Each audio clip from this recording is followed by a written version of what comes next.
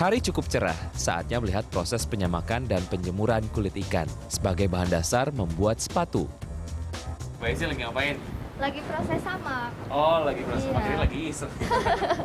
Lagi ngocek-ngocek sesuatu. Iya, Oke, ini dari awal bahan kulit ikan datang dari supplier langsung masukin sini atau sebelumnya ada proses Sebelumnya lagi? ada proses. Apa Itu prosesnya? prosesnya Diapain? itu direndam dengan air kapur selama 2 hari. Hmm. Setelah itu dimasukin bahan-bahan kayak minyak emulsi yang larut dalam air, terus ada krum juga dan ada beberapa zat yang lainnya. Oke. Setelah itu dia di retaining ulang. Retaining itu diapain?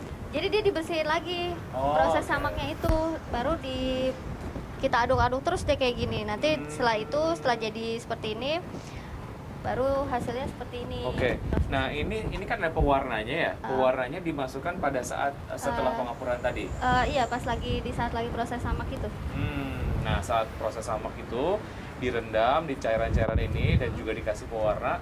Berapa lama prosesnya? Itu kurang lebih dari awal sampai akhir itu biasa kita kurang lebih 10 harian. 10 hari. Oke.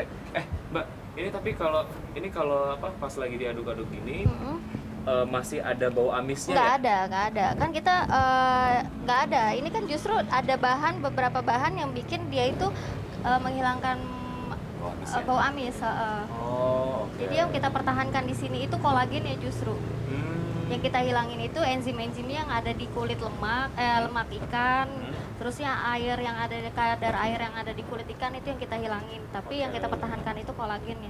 Kalau gitu, Mbak Esi silakan dilanjutkan. Oke, Saya ini pengen tahu proses pemeliharaannya jika sudah jadi sepatu dengan bahan dasar ataupun bahan baku kulit ikan. Ini gimana? Adakah penanganan khusus atau enggak? Nanti saya ke lantai bawah. Oke, siap. Ketemu lagi sama Mbak Ningsi ya. Oke. Terima kasih Mbak Esi. Iya, sama-sama. Dah, dilanjutin ya. Yuk.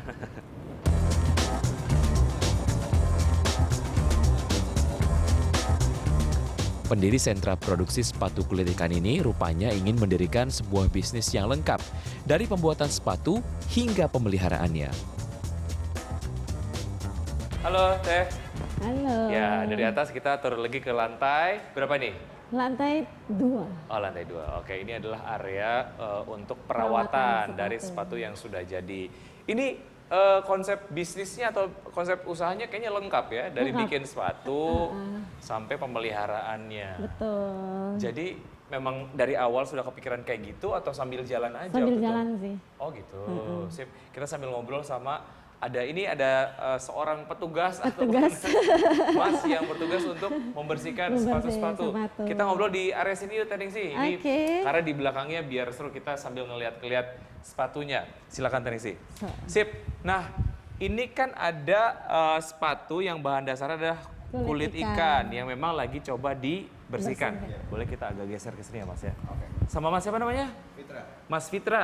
Mas Fitra, kalau sepatu yang bahannya kulit ikan ada treatment khusus nggak? Kalau dibandingin dengan sepatu yang bahan dasarnya adalah kulit sapi? Iya, ini kalau ini kita bersihinnya nggak usah terlalu ditekan-tekan banget. Oh gitu. Ya, soalnya kan kulitnya nggak tebal kayak kulit sapi kan. Walaupun memang kuat ya kuat juga gitu, cuman biar awet. Biar awet aja. Oke, sip. Dalam untuk memelihara warnanya gitu, ada nggak sih cairan-cairan khusus yang dipakai gitu? Pakai spotless. Oh, kalau ini paling kita cuma pakai ini aja sih. Kalau ini dia buat di stol sepatu sih. Bisa. Bahannya Jadi nggak akan sama. luntur. Mau pakai apapun juga nggak akan luntur sih Oke, kulit ikan ya. siap. Nah sekarang saya mau nanya soal prosesnya dari awal pembersihan lah ya. Itu apa yang pertama kali dilakukan? Dilakukan. Begitu sepatu nyampe sini, diapain langsung? Coba. Pertama kita lihat dulu nih sepatunya. Tingkat kekotorannya ya. Ya, tingkat kotorannya terus sama ada mis-misnya kan nih di sepatu ya. Kan? Hmm.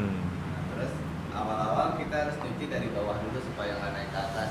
Oh gitu, supaya kotornya nggak naik ke atas? Iya, Oke. jadi kan biasanya di sepatu tuh yang paling kotor kan di bagian bawah. Betul. Nah, jadi kita bersihin bawah dulu, terus lama-lama naik, baru Oke. Oh siap. Dan ini juga dari sikatnya dan lain sebagainya juga bentuknya macam-macam ya? Iya, tergantung dari bahan sepatunya itu sendiri sih. Oke.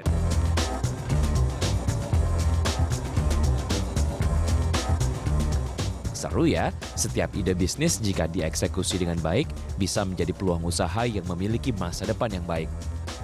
Lalu apa ya tips-tips memulai usaha? Nah, pernah melaksanakan atau ngejalanin bisnis lain nggak sebelum bisnis sepatu ini? Pernah sih kuliner. Oh gitu. Terus gimana tuh? Ngelihat ketahanan dari bisnis ini gitu ya, keawetan dari bisnis ini. Sebenarnya sih karena saya belum nemuin passion saya aja sih. Kenapa saya kuliner? Mungkin di kuliner itu belum passionnya saya. Akhirnya saya coba beralih lagi cari tentukan lah sebenarnya jiwa saya tuh di mana gitu. Akhirnya ya passionnya di fashion. Ya udah ditekunin fashion sampai 4 tahun ini jalan gitu. Ya, dan yang paling penting sebetulnya kalau mulai bisnis tuh apa sih sebenarnya Tening sih? Niatnya, modalnya, tempatnya. Pertama ya pasti tentukan dulu keahlian kita di bidang apa gitu. Saya keahliannya makan gimana dong? Ya kuliner kayaknya cocok ya.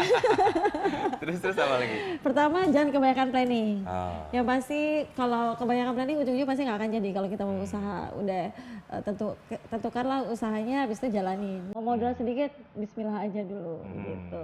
Insya Allah deh.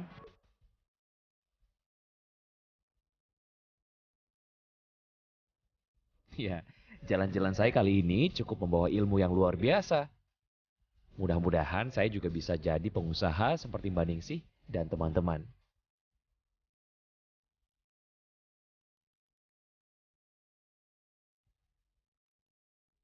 Wiki Adrian, Rama Wirawan, Abraham, Berita 1, Tangerang Selatan.